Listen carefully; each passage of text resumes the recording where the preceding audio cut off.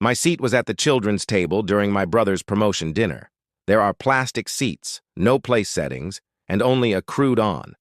The corner of the tablecloth was a paper tag that said, Jessica, unemployed and unwanted. A wave of laughter swept over the room. His employer was a pompous, wide man, chuckled and pointed at me with a smile and too much cologne. With a loud voice, he asked, "She actually came?" Enough to be heard throughout the room. With my wine glass still in hand, I carefully got to my feet. I made eye contact with the man who clutched the career of my brother in his perspiring hands. "If I were you," I said to myself, "I'd check your stock prices." There was no silence in the room. Not yet. However, my brother stopped smiling for the first time that night when someone choked on their drink. 6 months. I wasn't unemployed before. I oversaw compliance for a medium-sized financial company, a job requiring 12-hour workdays, zero tolerance for error and regulatory audits. I was good at it, and it was real, even if it wasn't flashy. I had a job. In just 5 years, I went from intern to department leader, the kind of success that doesn't result from networking or favors, but from being there when nobody else was. Holidays, weekends, late nights, all working on spreadsheets for a business that claimed to be my family. The CFO then entered my office one Tuesday afternoon and closed the door. He said, "Jessica, this isn't personal," without looking into my eyes. "We're an organization. Your position has been combined into one." Combined. I packed my things quietly, without crying or screaming after spending 5 years creating that role from the ground up. I simply returned home, uncorked a bottle of wine, and gazed at my blank resume's flickering cursor. My brother that week, Thomas never called, texted, or inquired about my well-being. Being the star child, receiving straight A's, leading the debate team, and being expedited through Dad's ties into the IT industry. At first, I didn't hate him, but I was always Thomas's sister as a child, not Jessica. I wasn't someone with her own aspirations, merely a supplement to his impressive resume, yet I still stood by him. I gave him the greatest round of applause during his college graduation and purchased him champagne when pro bono. I even looked over the fine print of his first equity deal once he got a job at Vantage Systems. Therefore, a simple message from him would have meant something when I lost my job. But instead, 2 weeks later, I received a lovely invitation to celebrate. Thomas Langford's promotion to executive has been sent to you. Vantage Systems sponsored the event, and Miss Jessica was the recipient of the envelope. Langford. Just me, no visitors, no +1. That was Claire, my college closest friend, and we were sitting on her couch when she said, "You're not really going, are you?"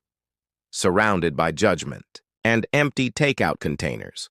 It's a rule that you don't go where you're not desired. I gazed at the card once more. The business's emblem shone in raised ink. The location, a unique rooftop with a view of the city center, the type of location that is only accessible to those who are wealthy, influential, or someone's pawn. Perhaps I should remind him of who got him there, I added. I have nothing to lose, so I'll fold the invitation in half. The night of I wore a fitted blue dress with crisp, clean lines, hair pinned, and heels to dinner. I was there to watch, not to impress anyone, and that stung like hell. The room was full of champagne, suits, and ego-layered talks with people. I had previously emailed individuals I had assisted with audits, all of whom pretended not to know me, and then I noticed the little table, off to the side. My place card was there, surrounded by a joke-like arrangement of paper plates and inexpensive party favors. Jessica, jobless and unwelcome. The phrases were meticulously scribbled, wasn't an error. It was deliberate. "That's just cruel," a low voice whispered. I didn't recognize the woman behind me. Perhaps she was an intern. Her eyes were big. I didn't respond. I just walked straight forward. Did they actually place that there on purpose? Thomas was standing in the middle of the room, using a spoon to clink his glass, and his employer, the man who'd, Thomas said, "I'd like to raise a toast," to the group of people who were laughing. Most important thing.